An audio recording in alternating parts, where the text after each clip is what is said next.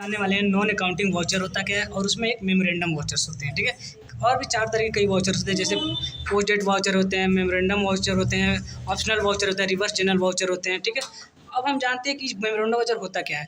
Basically क्या होता है, अगर हम कोई एंट्री करते हैं और हम चाहते हैं कि वो एंट्री क्या हमारे फ्यूचर के लिए हो, ठीक, लेकिन अभी हम चाहते हैं कि हम एंट्री करते हैं लेकिन हमारा बैलेंस शीट में जुड़े ही ना। ठीक, जैसे एक एग्जांपल हम मेमोरेंडम वाउचर का ले रहे हैं, सैलरी पे बाय कैश। ठीक, ये किसी हमारे यहाँ कोई एक एम्प्लॉय काम कर रहा है, किसी कारणवश उसका हम एक सैलरी रोक के रख रहे हैं, हम चाह रहे हैं उसकी सैलरी अगले मंथ में दें। ठीक, अब देखिए कैसे बनाते हैं। पहले हम कंपनी बना लेते हैं,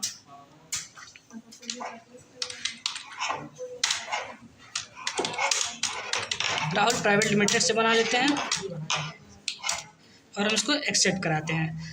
आते हैं और हम F11 प्रेस करते हैं, अकाउंटिंग फीचर में आते हैं और यहाँ पे हम एक ऑप्शन है हमारा use reverse general and optional voucher, इसको हम यस कराते हैं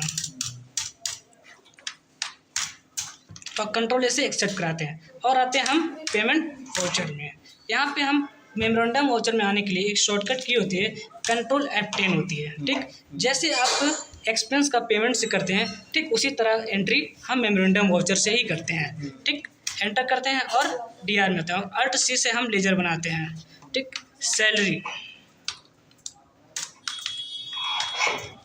अंडर ग्रुप होता है इसका इनडायरेक्ट एक्सपेंस, एक्सेप्ट कराएं।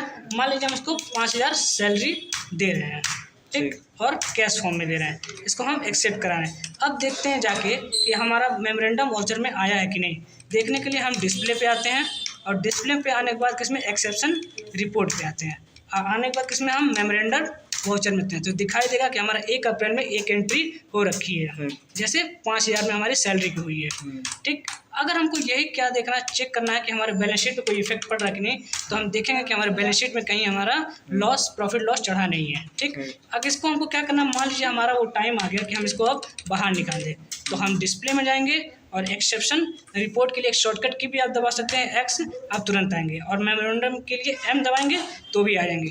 यहाँ पे आएंगे और F5 प्रेस करेंगे, प्रेस करते टाइम एंटर जैसे सिंपल एंट्री करते थे वैसे ही करेंगे, कंट्रोल X से एक्सेप्ट करा देंगे। अगर आपकी एंट्री मेमोरेंडम वाउचर से गायब हो जाती है तो समझ लीजिए आपकी प्रॉफिट लॉस का क्या है, आ गया है। बैलेंस शीट में देखिए हमारा 5000 रुपये प्रॉफिट लॉस में आ चुका है। ठीक।